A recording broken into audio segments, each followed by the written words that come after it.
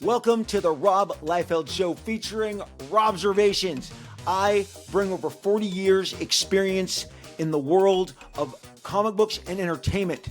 Across 5 decades, I offer insights and opinions on the business and the art of comic books and pop culture. If it's happening in games, in streaming, in movies, in comic books, we are covering it and discussing it right here.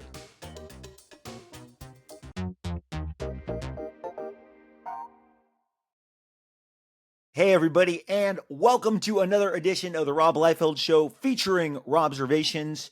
We are so glad you joined us. Thank you for wherever you are listening on Apple, on Spotify, now with their video option, iHeartRadio, Podbean, or our new YouTube platform that we started this summer. We just are so excited that you can join us, talk about comic books, talk about pop culture, the history of comic books, the incredible creators that helped shape and form the comic books that we love so much. You got to go back to, I've always said, the people who created the characters and the work that they put into that helped formulate them. Some of them, you may not know their names, but it's up to us to help you to learn the names. Jack Kirby, Steve Ditko,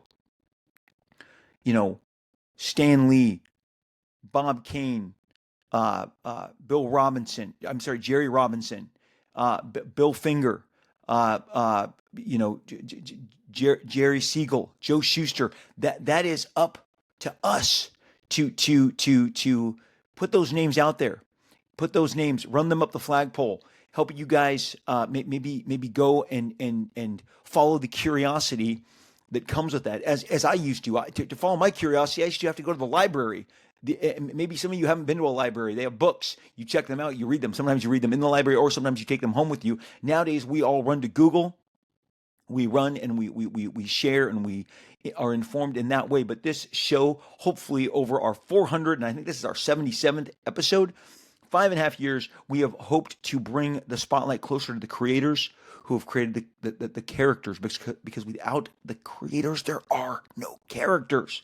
So today, one of the things we're going to talk about is some more secret history of comic books. I've talked about some of these subjects before, but now that we have the video application and I actually can show you some pictures, even maybe with the addition of an annoying glare from a screen that I'm going to hold up to you, because these were not printed. So I'm going to be showing to you what we've called it Forbidden Fruit, Uncut Gems. I'm not sure what we'll title it as we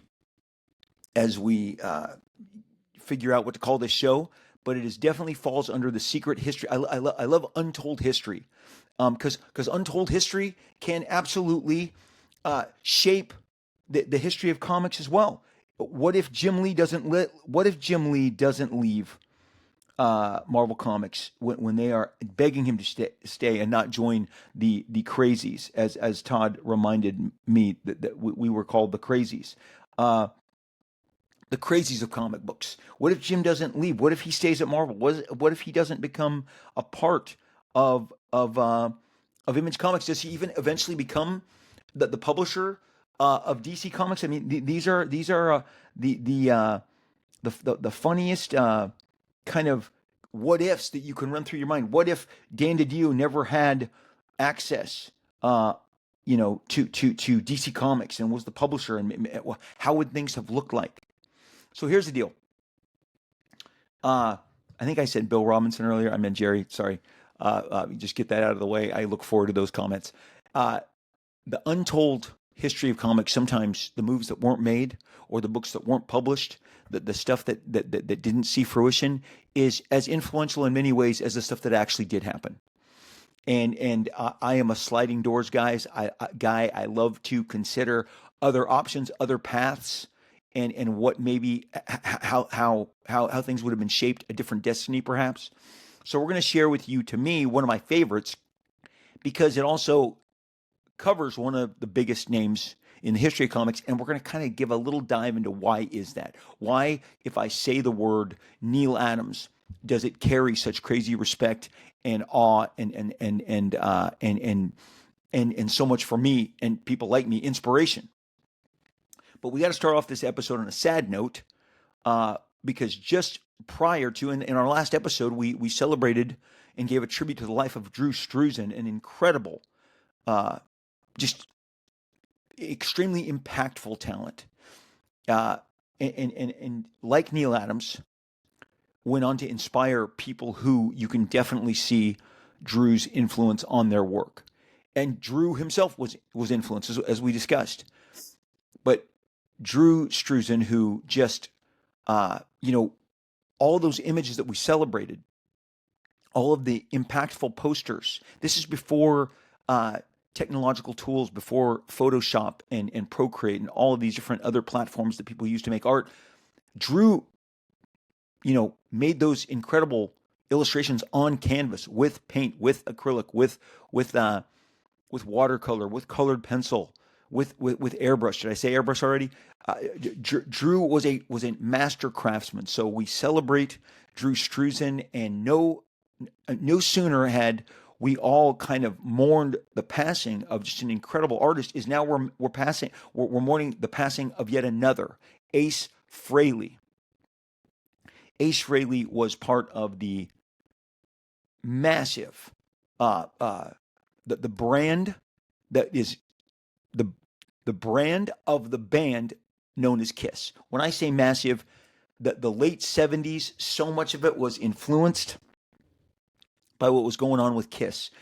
They were a massive, just trust me when I tell you, they were a massive, massive impact. That they were a massive presence on the music scene. They were very prolific, putting album after album after album, and they could sense that their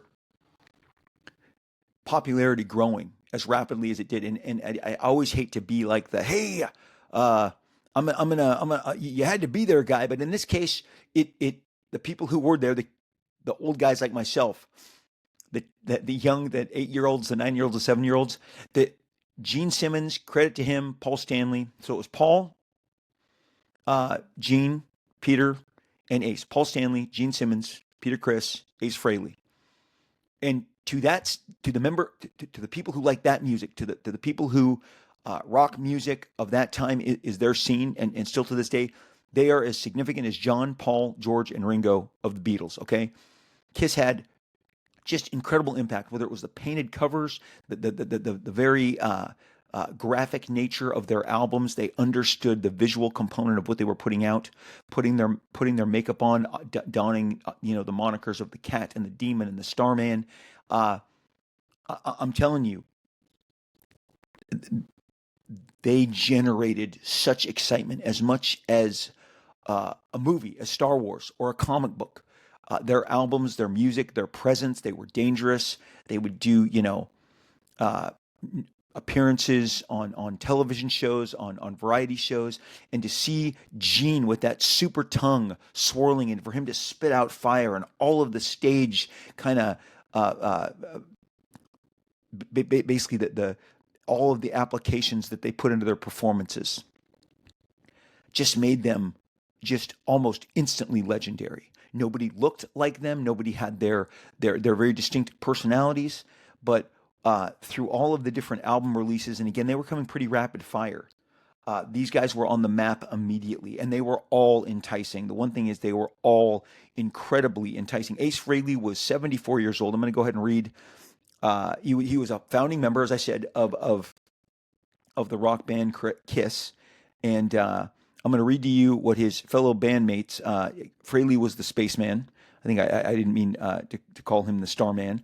The spaceman. Ace shredded.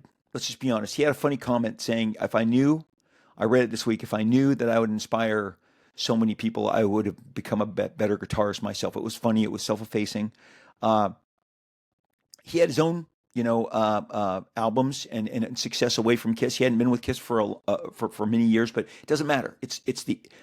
He was part of the initial movement that created the tidal wave of success that they achieved. Gene Simmons and Paul Stanley put out a joint comment that said, "We are devastated by the passing of Ace Frehley. He was an essential and impeccable, irreplaceable rock soldier during some of the most formative foundational chapters of the band and its history. He is and always will be part of Kiss's legacy. Peter Criss wrote, with a broken heart and deep, deep sadness, my brother Ace Frehly has passed. He died peacefully with his family around him. My wife and I were with him to the very end as well. As a founding member of the rock group Kiss and in Ace's solo career, Ace influenced and touched the hearts of millions of people. His legacy will live on in the music industry and in the hearts of the Kiss Army forever. Part of not only some of their, Rock and Roll All Night, Detroit Rock City, Beth. I mean, these guys, just their catalog is full of just jamming tunes. I'm one of those dads that handed them down. Part of Kiss's 5-decade plus, more than that, appeal is that dads like us, hello, right here, handed it down to our kids. Long trips to the river, to Las Vegas, to different tournaments, blasting Kiss.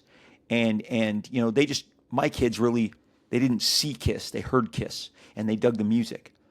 But they really had just a generational impact, given the fact that they are still talked of, celebrated today.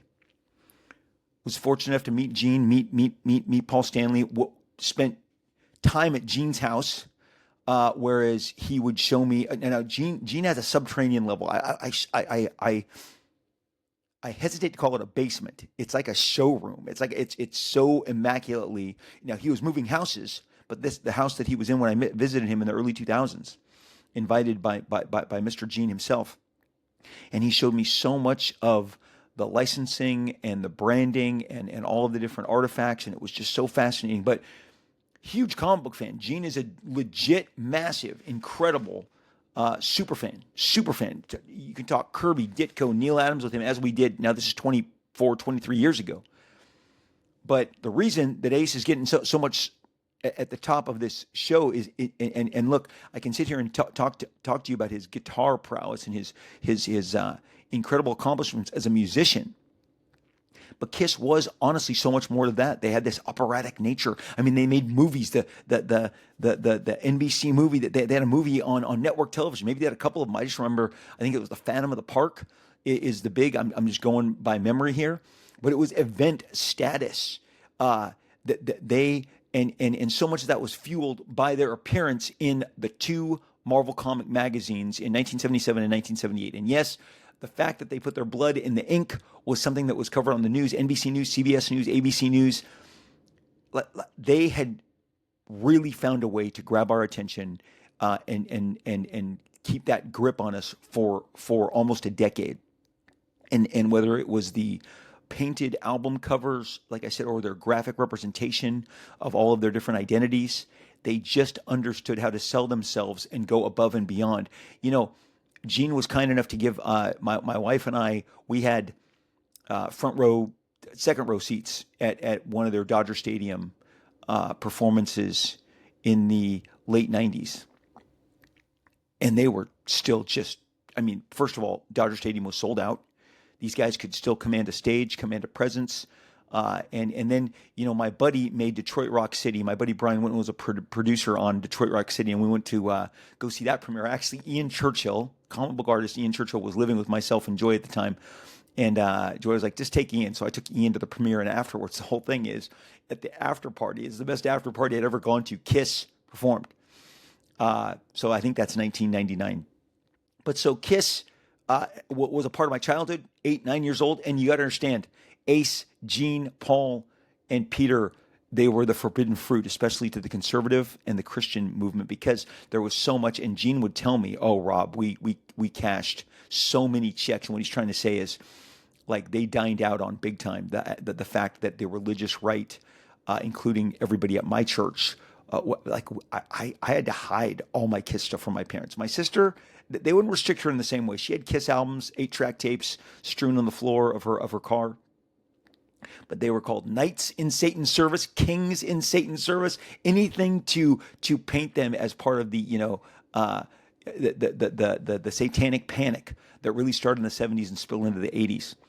But that became part of the forbidden fruit of all things Kiss. Ace Frehley, I used to just call him Frehly, but this last week my whole life I've called him Frehly, and then everyone started pronouncing him upon his passing as Frehly. But dude, uh, original Kiss founding member, shredded. I mean, just an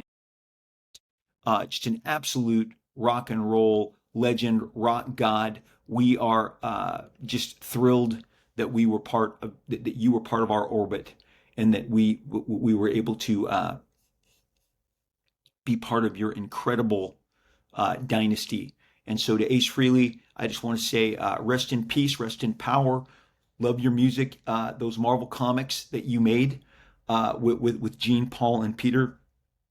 Those adventures, and if you're and look, they command a pretty they command a pretty penny. Okay, let me tell you this right now. Those command a pretty penny. So if you're looking to grab them ever, I think I dove into it this morning. I mean, they're in the $400 range to get the first one with art by Alan Weiss, John Buscema, Tony DeZuniga, Howard Chaykin. The second one was John Romita Jr. So Kiss, Ace Frehley, we will miss you. Thank you for your incredible presence, your artistic prowess, your musical genius, and we just want to give you a proper send off, proper credit, proper tribute on the Rob Liefeld Show, Robservations. So the what if, the history of comics, the stuff that I wanted to explore with you guys. This involves, as I said, the late, the great, the amazing, the astonishing, the without equal, although many tried, Neal Adams. I've talked about Neal Adams many times, over and over and over. And you got to wonder, what's with Liefeld's obsession? It's not just my obsession. It is the industry's. If you're not aware, and if you're not in the original art game, or if you're not basically buying comics outside of the last 15 years, maybe you don't know anything about Neal Adams. I have long on record. He is the single best illustrator, faces, figures, rendering, environments that comic books ever saw, and his impact is what we're going to discuss. And then we're going to talk about a great X-Men story that never saw print. Why I'm discussing with you now, and whether it's his incredible Batman work with Ra's al Ghul, and some people say Ra's al Ghul. Look, I don't know, him, Talia, all that stuff. That this is stuff that his Batman work was extremely influential, impactful. And Superman versus Muhammad Ali was in 1978, is the greatest single comic book from page one to closing. The most breathtaking illustrations, action, storytelling. It's Neal at his absolute apex. But this story that got shelved is only a few years after Superman Muhammad Ali. So it is in the zone of, as you're going to see, of his greatness, of his peak. We were at a dinner in New York City, in New York Comic Con, with other comic book creators, and they were talking about other talents, and I'm like, well, that guy's just traced back to Neal Adams, and so is that, and so is that, and so is that. And so before I got on the air with you, I went and did some research, and so many of these names that I'm going to share with you, literally in their Google searches or in their information, their bios, it says was heavily influenced, whose work resembled, Neal Adams. Neal Adams is all over some of these guys. I actually had a had a piece of paper that outlined all of the different names that Neal had influenced. And I'm going to hold it up right now because this is a big deal. A lot of guys, like let's say Todd McFarlane. I remember seeing like maybe 2 or 3 guys tried to do Todd McFarlane. Maybe 3 or 4 guys tried to do Rob Liefeld. 5 or 6 guys tried to do Jim Lee. I have Rich Buckler, Mike Grell, Mike Nasser, later Mike Netzer, John Byrne, Tom Grindberg, or Grinberg, Mark Beecham, Bill Sienkiewicz. Bill Sienkiewicz will tell you he started out as a Neal Adams cloney. Mark Teixeira, Jose Garcia Lopez, Frank Brunner, Dick Giordano, Alan Davis, Brian Hitch, Jerry Bingham, Clark Hawbaker. All of these gentlemen have a root base in Neal Adams and the work that Neal Adams did. John Byrne was kind of a what we would call a cartoony version,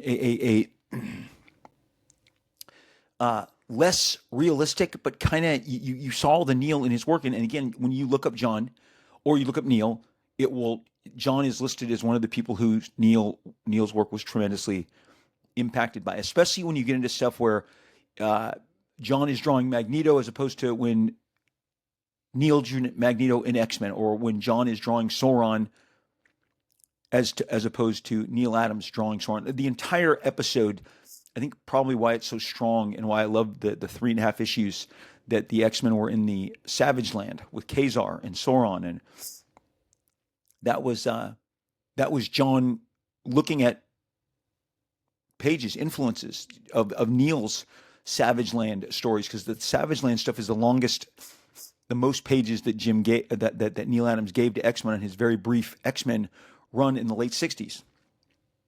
And so I've always believed that the reason the Savage Land stuff was so impactful and resonated so strongly with me is because John was absolutely looking, referencing, and in some cases directly homaging uh, Neal himself. Rich Buckler sometimes would look like identically like Neal Adams. Same with Mike Grell, Mike Nasser, Tom Grenberg, Mark Beecham, Bill Sienkiewicz. All of these guys would do faces, figures, images that you would be like, they came from Neal. Imagine being Neal Adams and having 1, 2, 3, 4, 5, 6, 7, 8, 9, 10, 11, 12, 13, 14, 15 names. And I'm sure I missed people that were biting your work, that were absolutely attempting to do an interpretation. You go, Rob, what do you mean Alan Davis? Alan Davis will tell you he was tremendously influenced by Neal Adams. And then he became, like John Byrne, a more synthesized, not cartoony, but stylized version. John Byrne, that's it, a cartoony, stylized version. Well, Neal knew this, okay? Part of the fun that I was having about 10, 15 years ago was when I was starting to do a lot of conventions, hit the circuit really hard, and was exploring just the excitement of getting out there and going to places I'd never been. And the best part was, excuse me, guys, if you the sniffles, I fought the con crud as they call. I did not get sick from New York Comic Con, but I felt there was one day, man, I was barely winning the battle to stay healthy. So I have some residual sniffles, and the seasons are changing. So old man Liefeld is showing some of those syndromes, those symptoms. So please bear with me. My apologies. Back to Neal. Neal was in Cleveland when I went to Cleveland. Neal was in Tampa when I went to Tampa. Neal was in Fort Lauderdale when I did Wizard World Fort Lauderdale. Neal was in the Texas states. Neal was in the Carolinas. Neal was everywhere. I started going out to dinner with him. We would just spend hours talking. My wife, his wife, just in learning, and even in the setup times when we were setting up our table. I remember Neal took a liking to Joy. He wanted to.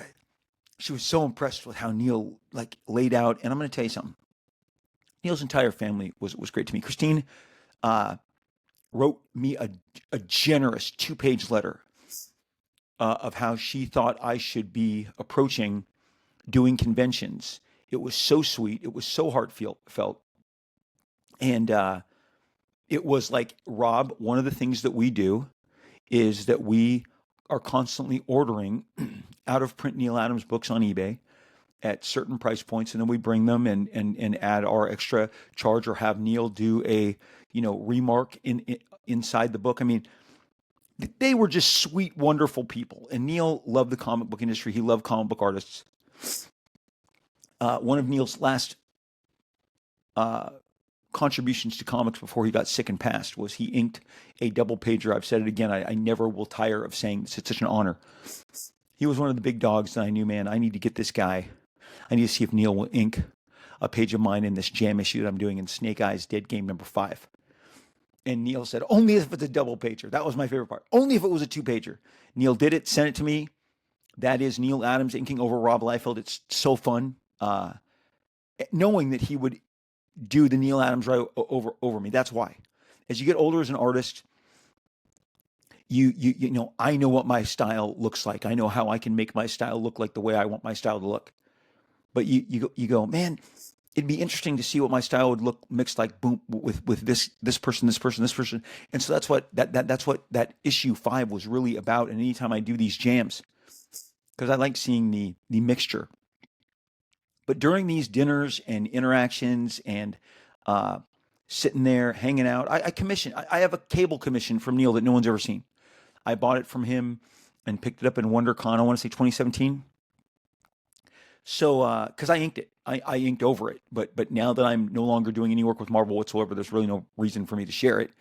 At one point, it was going to be a cover. Uh, Neal Adams, inked by Rob Liefeld. What could have been, woulda, coulda, and shoulda. If I had done that cable series for Marvel, you would have seen it. Okay, so in regards to Neal and his view of these people, he knew. He's like, Rob, you don't think I knew that John Byrne was looking at my work? That is a direct quote. You don't think I knew? You don't think I was aware? I'm flipping through these books, going, man, this guy really likes me. Whether it was Iron Fist, Marvel Team Up, John's favorite issue, he said, and the best ink job he ever got was over a finisher called Tony DeZuniga, and it was on an issue of Spider-Man Thor of Marvel Team Up, where they battled the living monolith, and Tony made it look as much like John had ever resembled Neal Adams, because Neal Adams illustrated the original living monolith story. Again, John tried to make his work look like Neal's, and it is the closest to Neal he ever got. It's also the inking job that he is on record in interviews saying that he enjoyed it the most. So I mean, he was flashing all sorts of lights, signaling to Neal Adams, like, dude, if you didn't already know, and I'm sure you know, because anybody who looks at my work knows, I dig you, man. So Neal was aware of this. Don't think that Neal wasn't aware of when he looked at Captain America, the year that John did with the most Neal Adams-esque consistent penciler over multiple issues, Joseph Rubinstein, who brought that Neal Adams kind of quality line to the finishes,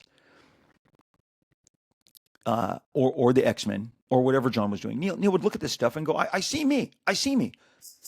He knew it. He absolutely 1,000% knew that John, who was becoming extremely popular, and John will tell you how popular he is in the art of John Byrne. The 1980, I believe it is, or 81. It's got Roger the Robot on the cover. I've read from it several times.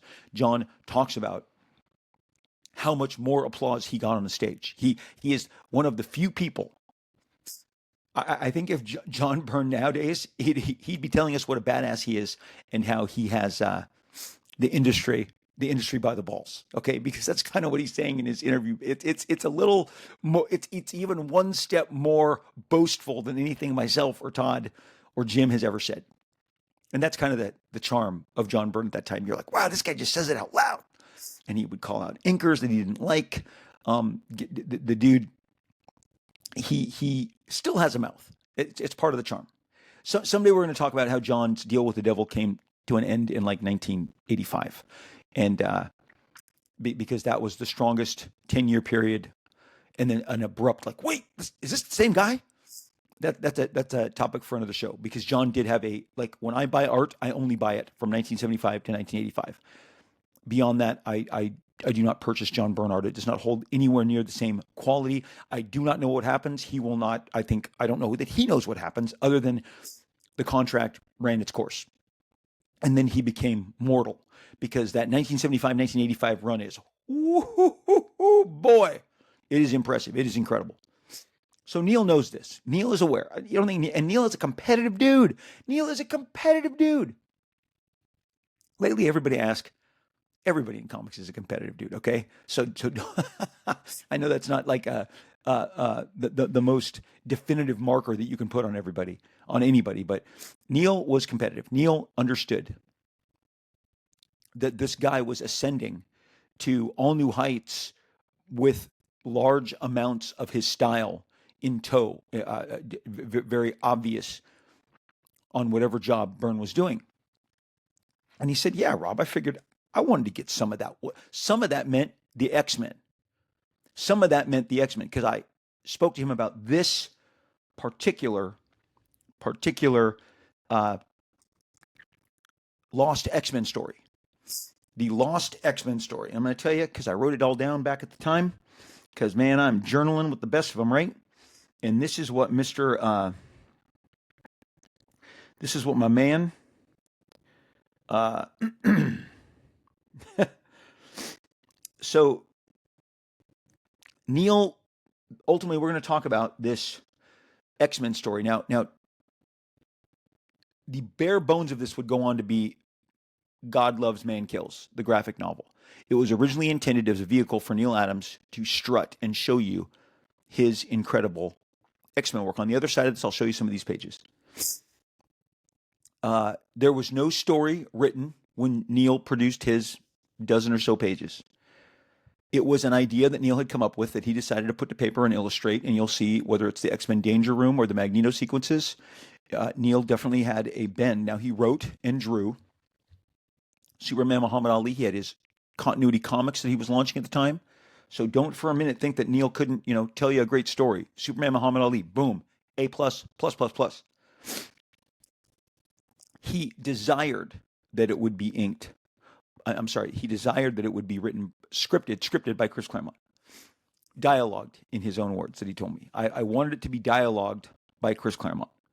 Jim Shooter promised Neal that he would try and get a non-work for hire contract for Neal, something that would find him being a co-owner, co-participant in that work. He didn't want to just do it for the money, okay? He wanted to have an ownership of what he was doing. And getting that kind of acknowledgement on the number one book in the industry at the time was a form of compensation and recognition that Neal was looking for. Neal just said, I can't be giving this stuff away. Neal literally said, Rob, I'm not going to be giving it away. Especially because this is Neal, as you'll see, some of the finest, most beautiful pencils of his career. He doesn't think any artist should give their work away for work for hire. He was very much a creators' rights champion, maybe our most celebrated activist.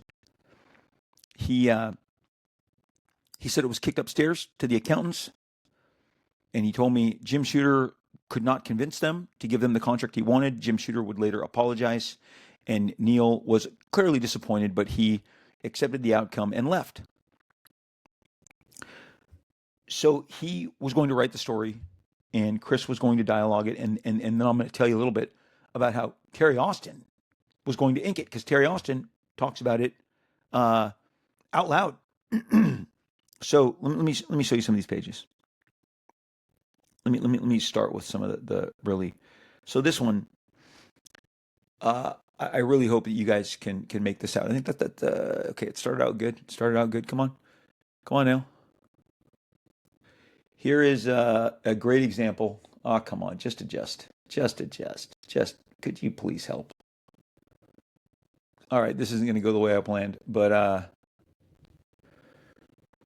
you can see that excellent Charles Xavier down there.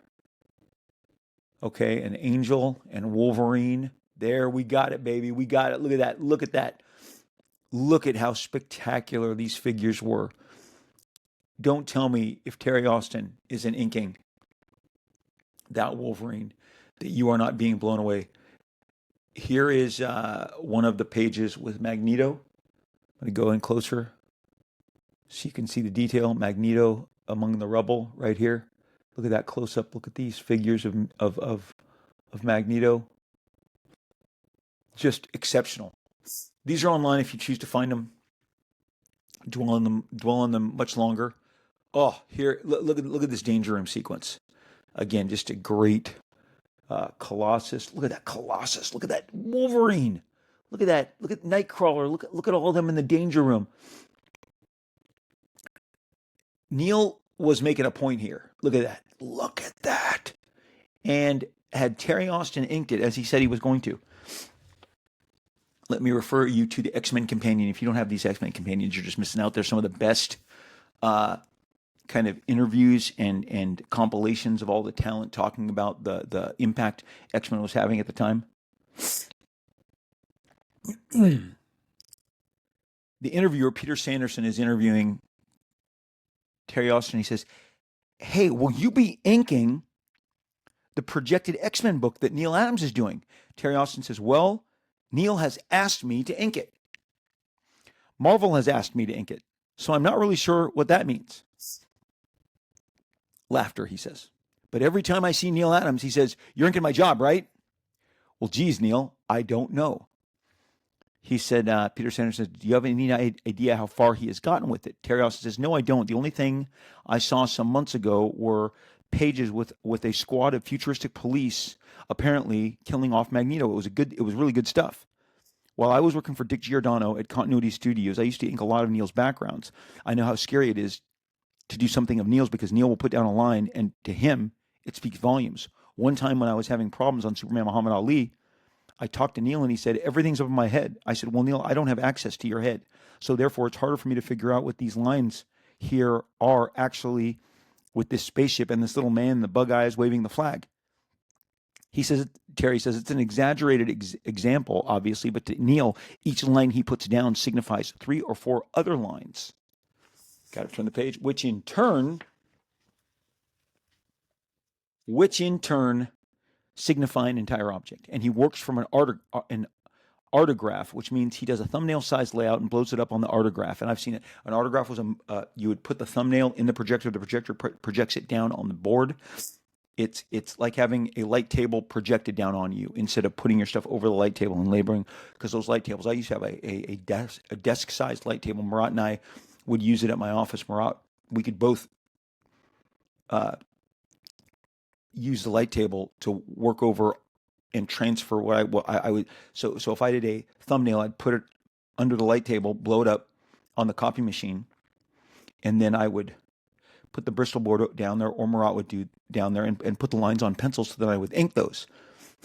The artograph, Brian Murray of Supreme fame used an artograph, and he would do this, what Neal did.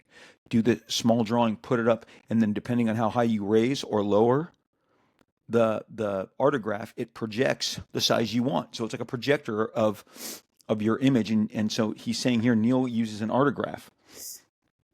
And when you do that, you have a tendency not to see all the lines, Terry says. You're sort of tracing them off a projected image, and you see the lines on paper, but sometimes it's hard to see which ones you've actually traced over and which lines that you haven't. So therefore, you take the paper off the artograph, and there are lines missing, laughter, it says. And that used to give me fits when I was inking his backgrounds. I'd have to go and say, "Neal, is this a cave or what?" And he said, "No, that's a subway tunnel." And I'd say, "Okay, fine," laughter. Then again, for the third time, the interviewer says, "Nonetheless, if Marvel asks you, and possibly by the time that this book, X-Men Companion, goes to press, will you do it?" He goes, "Well, obviously it'd be a hard job to turn down because it sets a hell of a precedent by the fact that the creative team gets to share in the royalty money. That would certainly be a point in its favor, and the artwork is certainly impressive, and it would be an honor to work on something Neal Adams has done. But I told Neal that if I do it, I'm going to have to take the pages and go to Chile or someplace because," laughter, "it's just too nerve-wracking to have Neal looking over your shoulder because obviously I can't do anything as well as he would do it. I'm not really sure if I could handle it or not. Neal is a perfectionist, and I'd like to think that him asking me to do the job shows that he has confidence in what I can do, but still, I'm a scaredy cat at heart. Obviously, it'll be interesting. I'm waiting to see what happens. By this time, maybe Neal has asked somebody else, for all I know, because I have been so non-committal to it. But I've sort of been waiting to see if Marvel will officially ask me, because obviously I'll be working for Marvel on this. I won't be working for Neal. The interviewer says, "Well, maybe you should ask them." And Terry goes, No, laughter. "I don't think that's how this business works. I think if they wanted you to do something, they'll call you up. Maybe I'm wrong." Then he pivots back to inking John Byrne and some of that stuff. But there you go. This book was happening. It was something that was in the works. And I'm going to tell you, Neal's interest in this was to show him, was literally, as he said, "Rob, you don't think I notice?" Okay, so Rob, you don't think I'm aware that John Byrne is kind of doing a Neal Adams style and taking X-Men to all new heights? I think he wanted to show, like, "Hey kids, Daddy's home. Daddy's going to come, and I'm going to draw an X-Men story that will help you see maybe why you love John Byrne so much, because John Byrne is using generous pieces of my style and my work in his work, and that is the confidence and the competitive nature that Neal always had and would have until his dying day. The dude knew he was the best in every room that he ever walked into. No question. Alex Ross, talk to Alex Ross, who reveres Neal. He'll tell you, oh my gosh, 1 in a million. Change the business. I read you 15 different Rich Buckler, Mike Grell, Mike Nasser, Netzer, John Byrne, Tom Grinberg, Mark Beecham, Bill Sienkiewicz, Mark Teixeira, Garcia Lopez, Frank Brunner, Dick Giordano, Alan Davis, Brian Hitch, Jerry Bingham, Clark Hawbaker. If you don't know what Clark Hawbaker did, he did work on the Megaton comic. If you go to Clark Hawbaker's profile, it'll say, very influenced by Neal Adams. Gary Carlson, who owned Megaton, was like, look at this, it looks like Neal. He did, I think, work in Megaton #2, some other issues. You thought Neal Adams was drawing Megaton. People would get excited if you could pull off Neal Adams. So this lost story, again, in all the details, and I could go and add extra paragraphs, but Jim Shooter wanted to make it happen. But the prevailing notion was, why are we going to give a piece of something that's already our bestseller to this guy just because he's revered and so respected? And that's what the businessman, that's what the suits do. And we're going to talk about suits again at Marvel in just a second. But the suits always get in the way.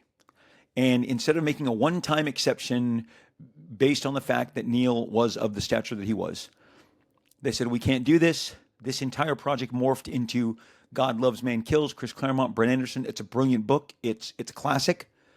I think it all happened because Neal put the bug that I want to do an X-Men graphic novel. Again, I showed pages. I did not know what the page numbers were. So to the audience that's listening via podcast, Neal just did a batch of X-Men in the Danger Room pages, and he did a batch of Magneto pages, and that's the stuff that has made its way out. There's also a finished pencil and ink drawing with the Phoenix Rising that Neal penciled and inked himself. That's absolutely brilliant. That is believed to be associated with this project, but it goes up there as one of the top 3 unpublished what if comics ever. But I think Neal wasn't doing it for the money. Although, again, you can look into what Terry said.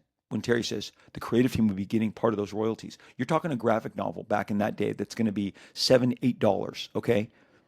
And if you're getting a piece of that large dollar amount on sales that would have commanded, I mean, like I think that's what Terry's trying to say, is like, it'll be foolish for me not to, even though he was clearly intimidated by the idea of inking Neal. And I know Neal is pretty much a stickler. He likes to ink himself. He was very, very strict, but I think he was like, I'm going to have Claremont, have Terry Austin, and I'm going to show what Daddy can do.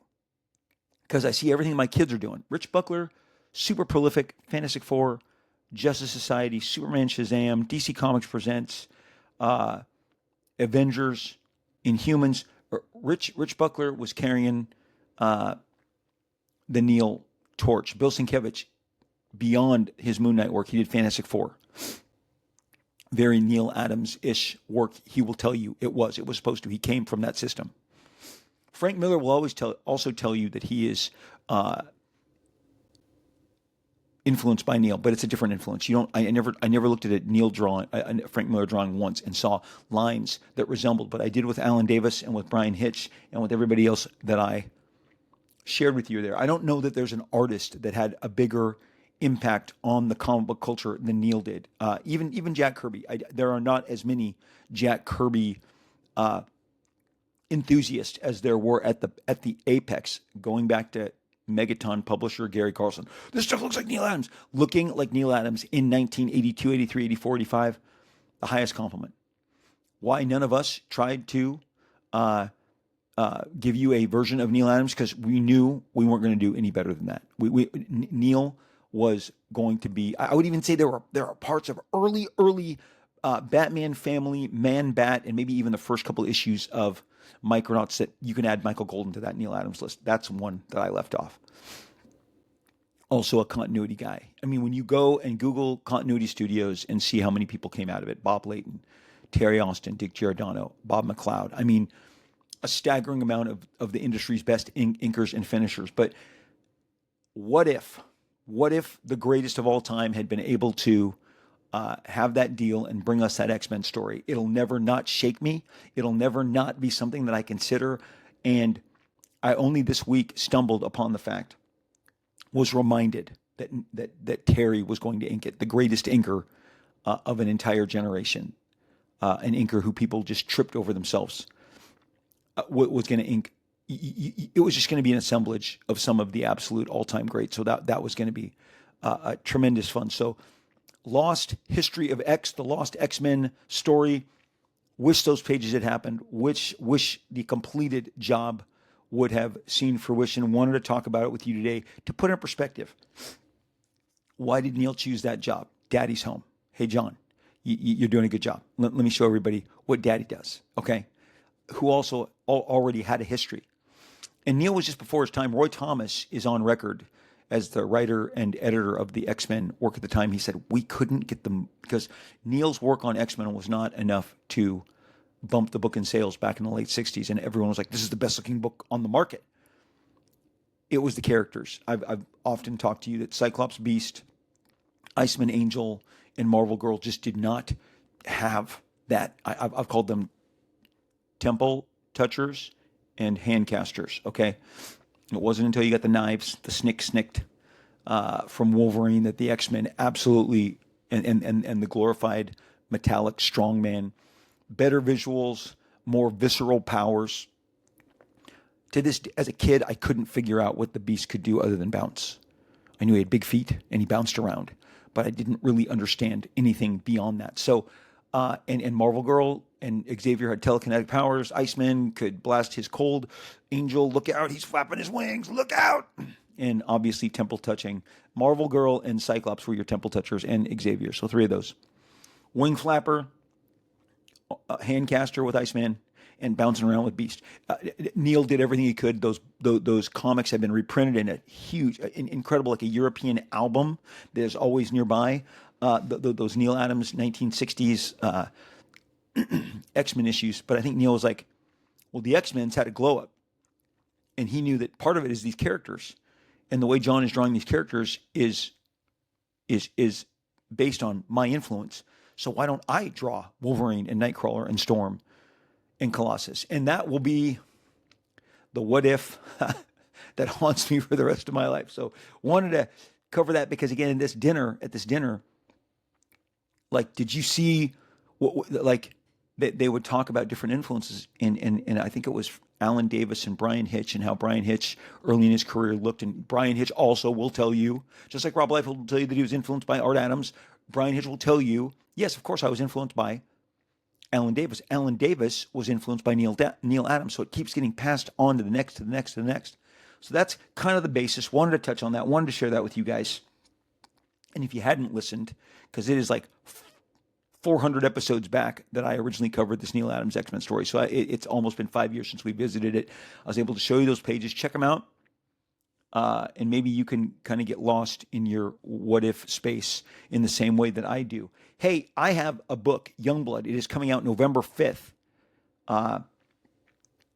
We just have an incredible group of retailers who have joined in the fight to provide you with a fun bunch of covers. And I just... It's been nothing short of a tremendous honor. You guys got to understand. I never thought we'd have this kind of enthusiasm and participation. And Jose Meza at Image Comics, who was one of the part of the team, along with many others who reached out to retailers, said, do you want to do a Youngblood themed variant? This isn't the Ghost Machine variants, Geiger and Hyde Street and Redcoat. This isn't the Spawn Youngblood, the Walking Dead. These stores each took a giant position in Youngblood. I want to give them a shout out right now. It's Big Time Collectibles did Youngblood covers. Geek Street Productions did Youngblood covers. Top Shelf did Youngblood covers. PCB Hobby did Youngblood cover. Black Saber Comics did Youngblood covers. Heroes and Fantasies did Youngblood covers. Shell Beast, Midtown Comics, Countdown Comics LLC, East Coast Comics, 10 Forward Comics did Youngblood covers. Comic Inspiration did Youngblood covers. Fury Comics did Youngblood covers. Nirvana Comics, Windy City Comics, Third Eye Comics. I'm going to continue, and once I have them in hand, I'll start showing them to you via the video component on Spotify and YouTube. I want you guys to get excited about them. You're going to likely have to go on a live stream or mail order, internet, order online some of these covers, but there's some absolute, let me just tell you, they're all fantastic. Some brand new talent, some veteran talent, some of the biggest names in the business. Everybody came to play on these. They're stunning. Marat Michaels, Tyler Kirkham, Jim Rugg. These are just off the top of my head. Just beautiful, beautiful Youngblood covers. And they all took a position on this book, and they're all going to be offering these. And I just want to be out there in full force I'll be doing it on all my platforms, on X, on Instagram. I'll be sharing that with you. Why don't we do this right now? I am on X at Robert Liefeld, RobertLiefeld, Robert Liefeld. Blue check signifies it's really me reading your comments, your messages, your replies, your DMs. I love hanging out with you guys. I love sharing stuff I love with you guys. Right now, I'm talking about The Last Frontier. I'm talking about The Diplomat. I talk about comic books I like. I love X. I love all the interactivity that it provides. I love that I'm talking to people in Australia, China, just all over the world, Germany, London, as well as Montana, Wyoming, all these other places I'm not going to anytime soon. Love X at Robert Liefeld. I'll be promoting Youngblood relentlessly over there, and you can always drop by, say hi, talk to me. I love interacting with you guys at Robert Liefeld. Blue check on X. On Instagram, I'm at Rob Liefeld. We're doing a lot more interactivity, and a lot of that is going to be centered around Youngblood as we get into these final weeks. It'll be 2 weeks from pretty much the time that you hear this episode, and we're gonna really be gearing up over on Instagram. I'm at Rob Liefeld, RoBliefeld. Blue check, same thing. That's me. That's legitimately, certifiably me reading your comments, your messages, your replies, and your DMs. Thank you for interacting with us. I hope you enjoy. My boy Scotty is cultivating all the crazy questions. If you've ever wondered, there are multiple witnesses. I shoot them at comic book stores. I am never prepared for what he's going to throw me, what he shows me, what he asks me, all the different stuff. And now lately I'm doing more process and drawing, but we're going to be just mixing it up as we've been doing these last 2 months. Thank you.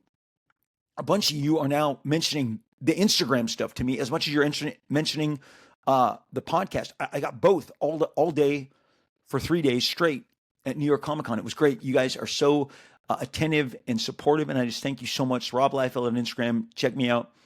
We have a group on Facebook, Rob Liefeld, Marvel Extreme and Beyond. We would love for you to join us. Myself and Terry Sala, Sala, are the administrators. We will click you on through.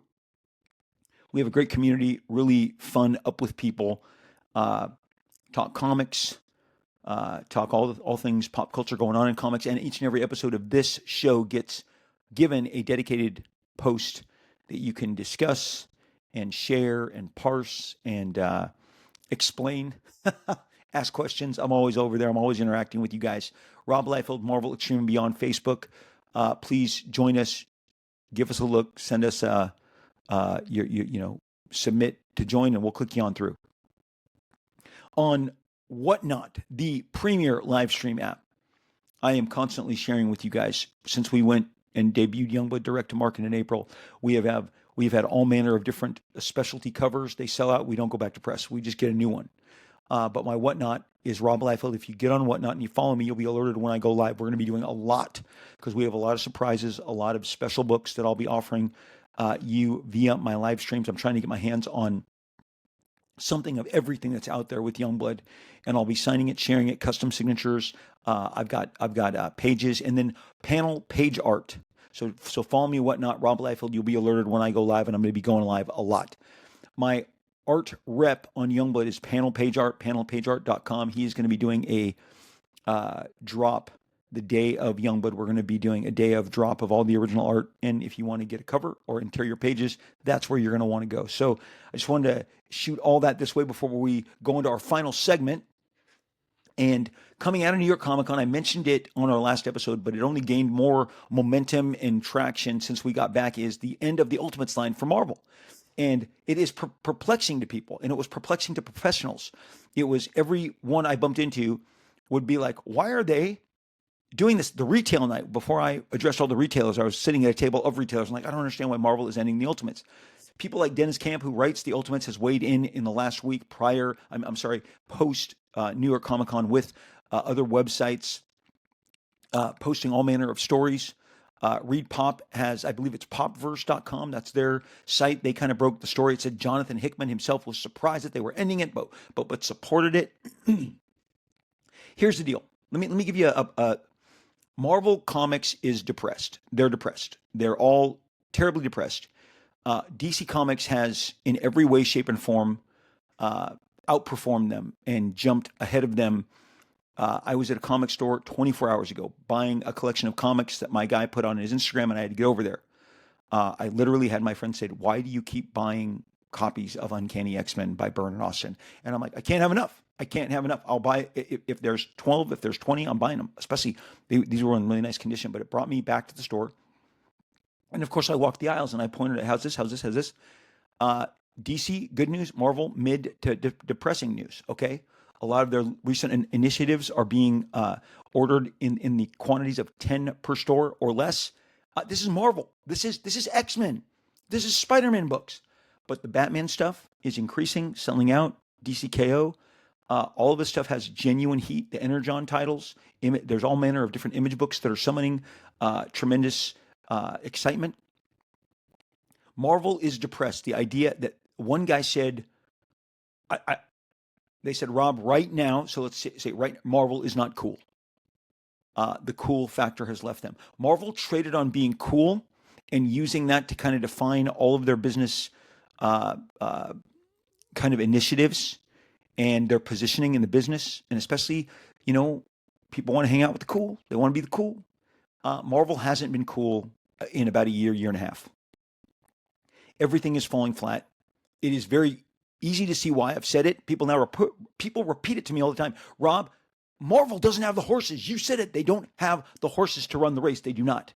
They have a limited stable, the most limited I've ever seen in terms of the greats. Okay, when I got these covers from Ghost Machine, as I've said, I'm going to restate it. Dave Finch does not work for Marvel. Ivan Rice does not work for Marvel or DC. Or DC. Gary Frank is not working for Marvel or DC. I mean, just Ivan Rice, Dave Finch, and Gary Frank right there. Boom. Brian Hitch is not working for Marvel or DC. Okay. Ryan Otley is not working for Marvel or DC. I mean, you guys see where I'm going with this? The Image has an astonishing array of incredible top tier talent, time tested, fan approved. And many of those people used to draw from Marvel and DC or both. And so you've got a lot of that stuff is drawing up. They're scrambling and probably have the largest rookie class. It's kind of like some of these teams, and they fall off fast. Right now we're watching, can the Patriots make it back? But since Tom Brady left, it was 4 years of misery. The Patriots suddenly stopped being the Patriots. That's how fast it leaves you. Do I believe this is going to be forever? No. And I'm going to get to that in a minute. I'm going to close out why I don't believe it. So I'm going to bring you solution, and I'm going to bring you how fast it can change. And maybe what's going on at the Ultimates is there maybe accelerated desire to catch up and surpass. Marvel doesn't want to be number 2 to anybody. They're depressed because, as another major figure in comics told me, they are aware that they are not part of the conversation anymore. 18 X-Men number ones, 18 kind of flatlines so far, because it was just made to hit a quota. You guys, some of you are coming back and realizing everything Liefeld's been saying is true. I have no business saying anything other than the truth. I'm telling you the truth. There's this guy.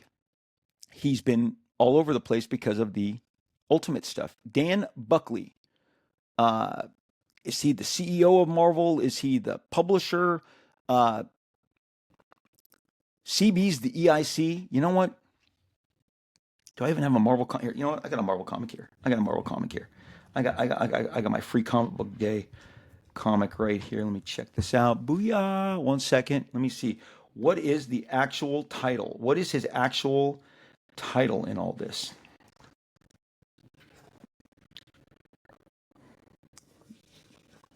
Bear with me. Thank you for your patience. Oh, good God! You're gonna make me work this hard to find this. Come on. Here we go. What's his name? Oh, you're not gonna. Good God Almighty. Okay. Hello, Google. Hello, Google. Let's just do this. If I'm gonna do this, I'm gonna do this correct. Oh, he's the publisher. Okay. And president, publisher, president. Okay.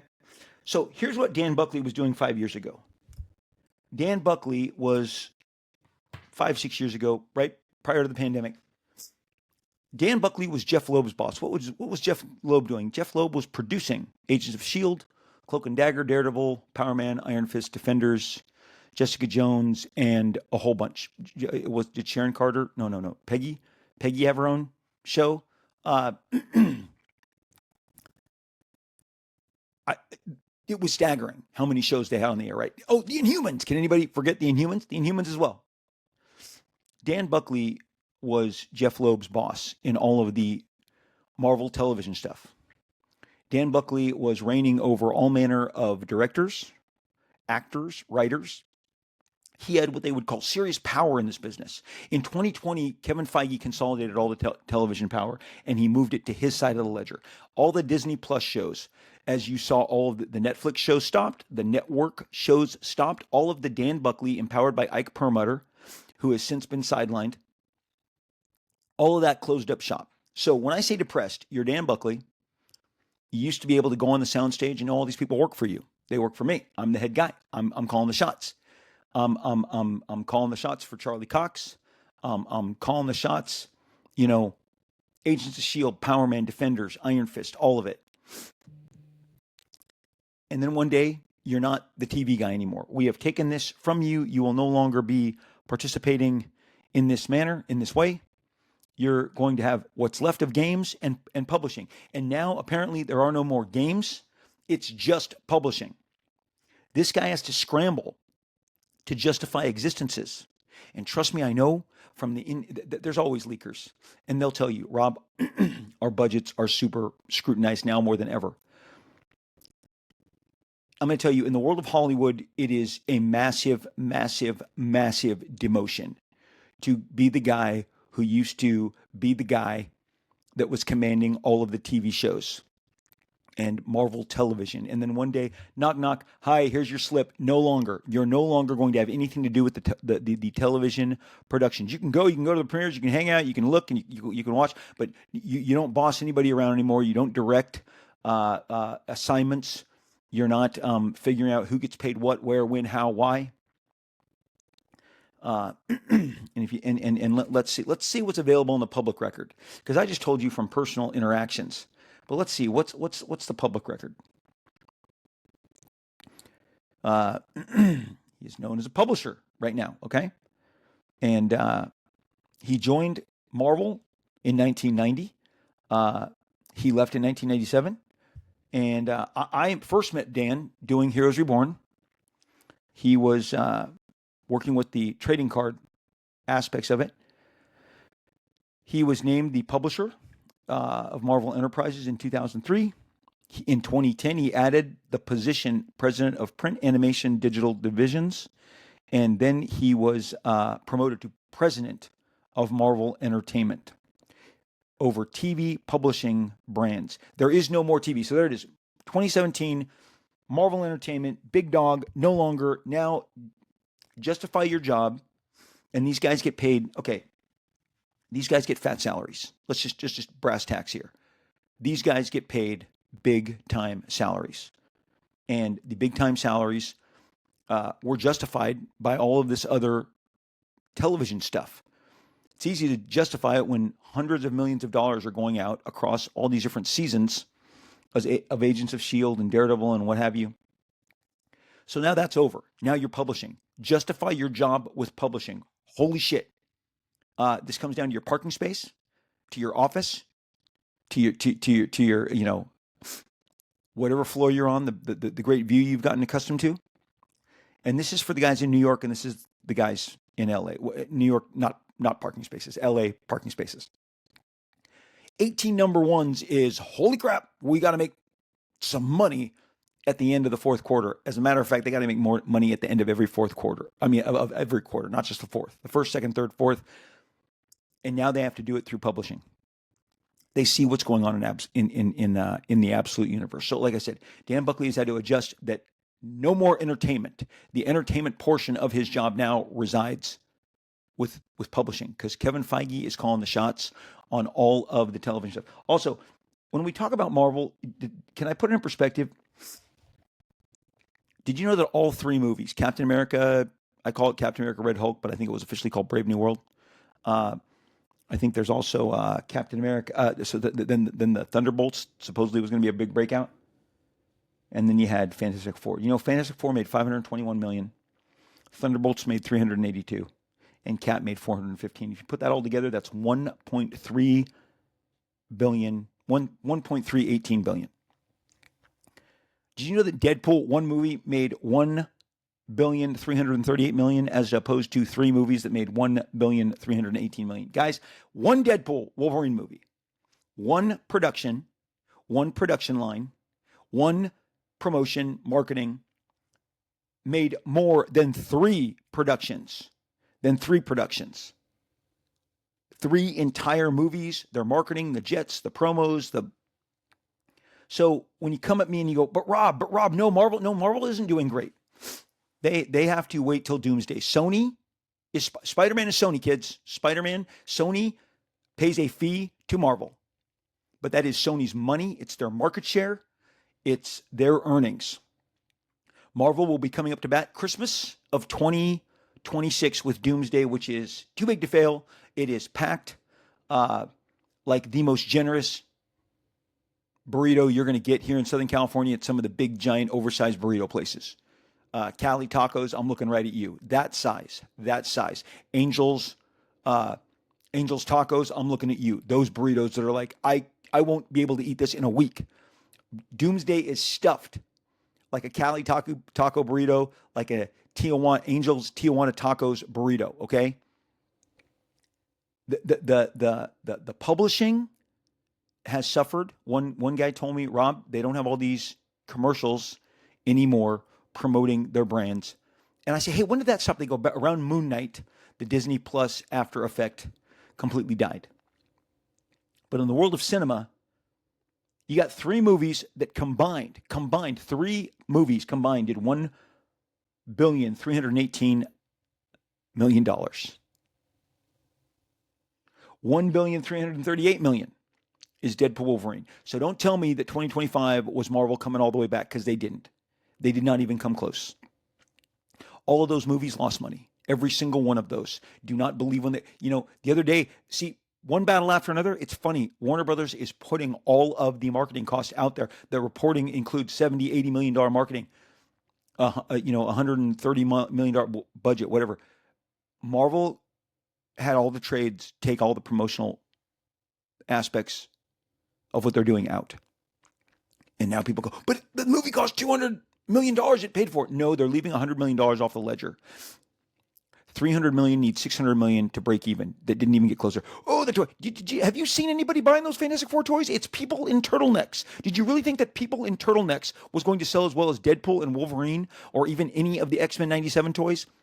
No, stop acting like Fantastic Four was some licensing windfall. It was not. In the affirmative. You could already get those toys discounted at all of the big box stores in Southern California, because I don't live in North Carolina. I can just tell you what's happening in my backyard. Reed Richards in a turtleneck is not something that any kid wants. Even the collectors are like, I'll buy that last. Hey, give me, the Thing is also in a turtleneck.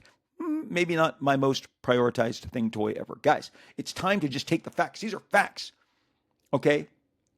18 number ones is to help publishing have a nice fourth quarter, and those 18 number ones are crashing across. It's been two to 3 weeks Ask your retailer how those books are doing. All of mine and my biggest stores in Southern California are like, Rob, they're not doing well. One retailer said, Rob, they're walking right by them. No one is buying them. There is a messaging mix-up.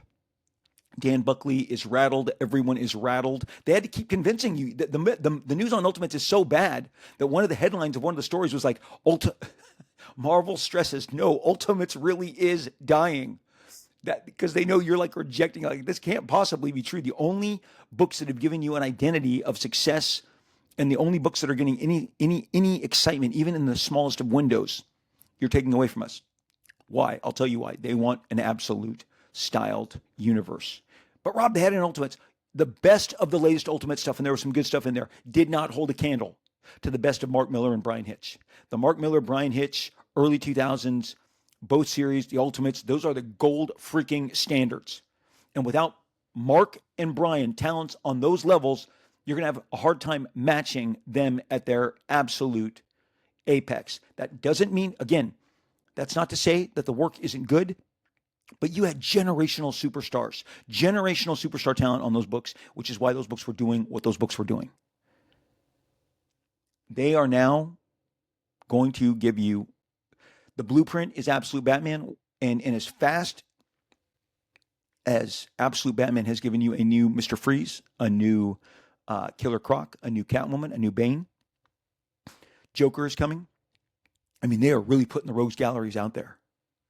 I believe you're going to see a similarly kind of swing for the fences Spider-Man and fill in the blank, okay?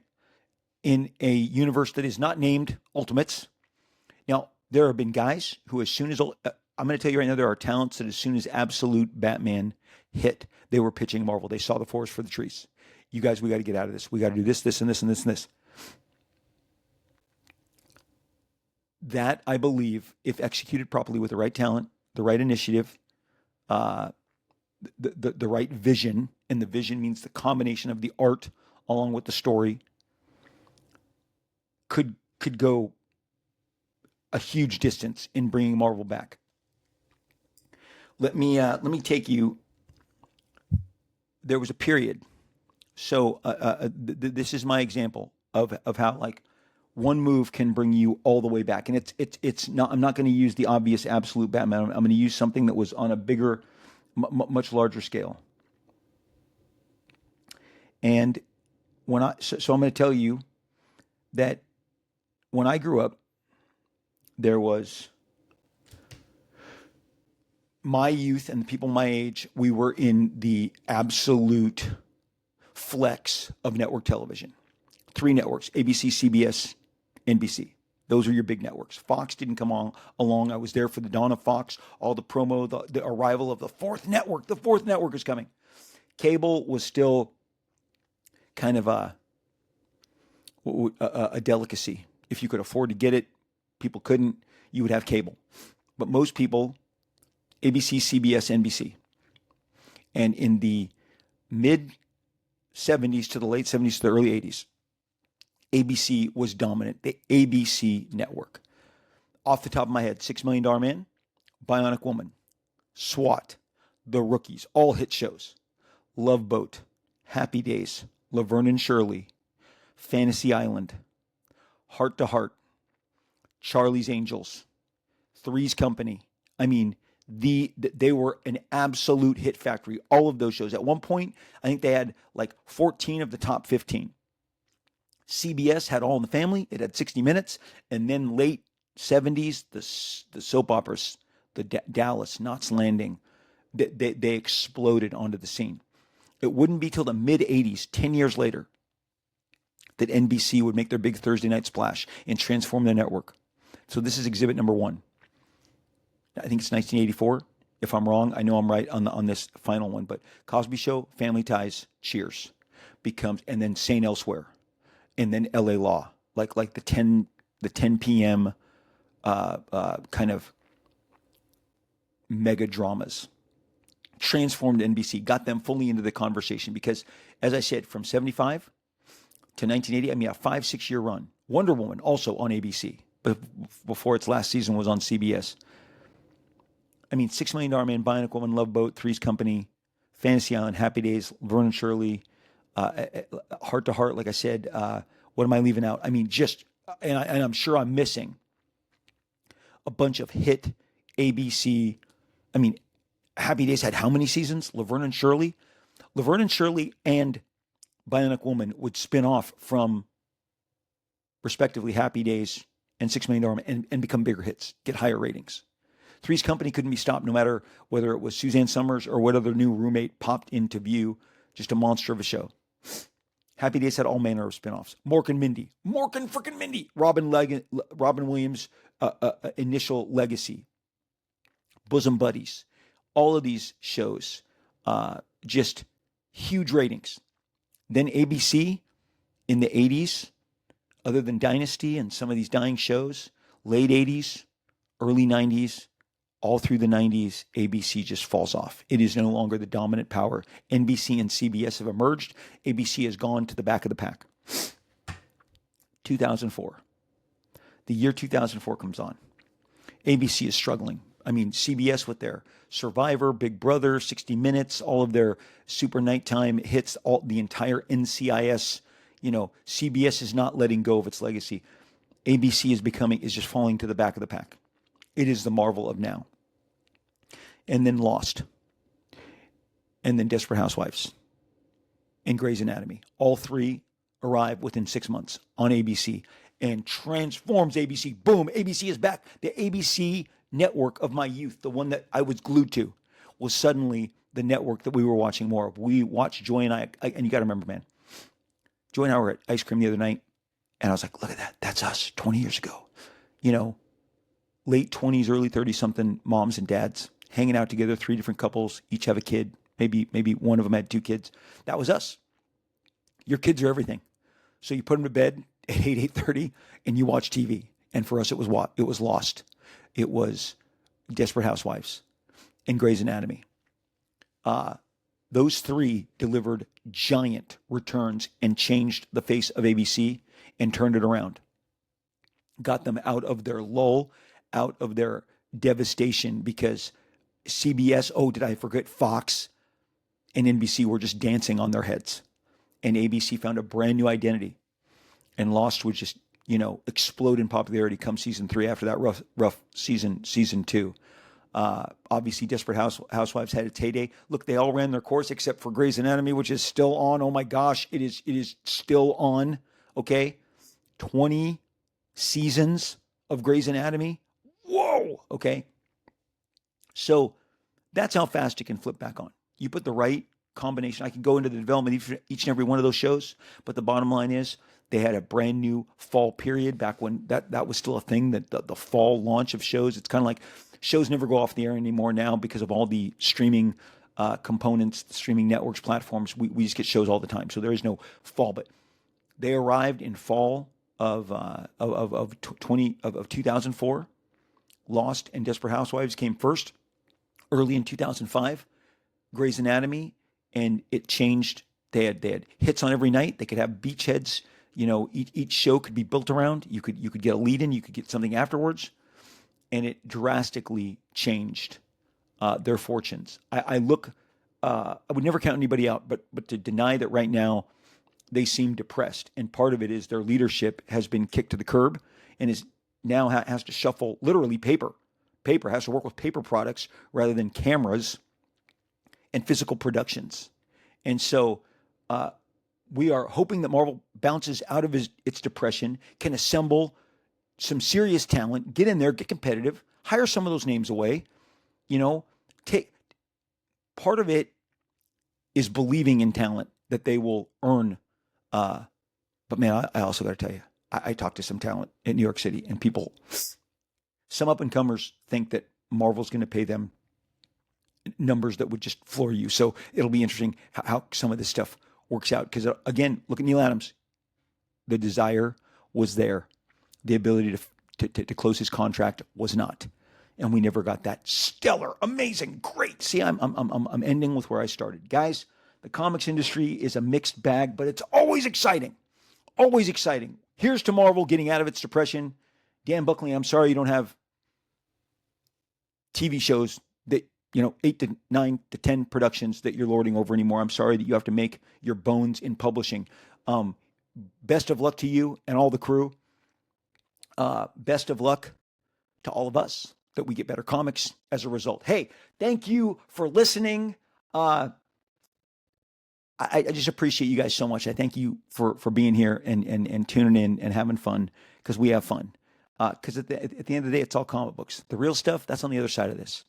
The burdens that we deal with, and the stuff that we juggle every day. Comics is our distraction. This show hopefully is a distraction. I did and was honored that so many of you shared with me what a distraction this show can provide for you. A happy distraction. And thanks for talking comics with me.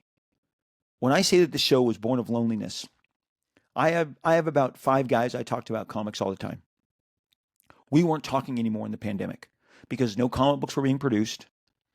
No entertainment was coming out. You couldn't talk about the latest movie or the latest show because there was no latest show. Those had been shut down.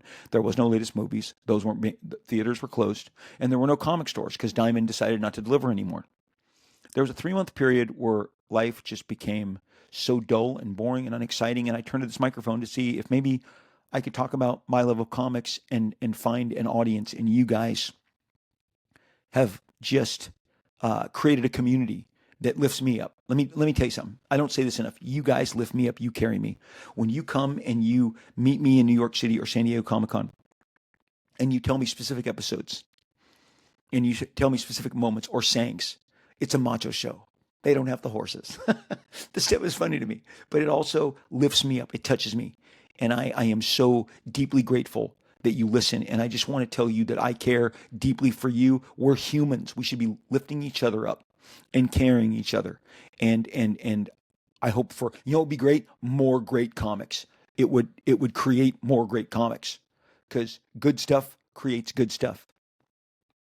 If if your burdens are getting you down, getting too much to carry, I've been there. If that treadmill of life is wearing you down, here's my advice. Please step off, step away, get to the couch, get to your favorite food, your favorite friend, change your immediate view, your view. A change of view will change your outlook.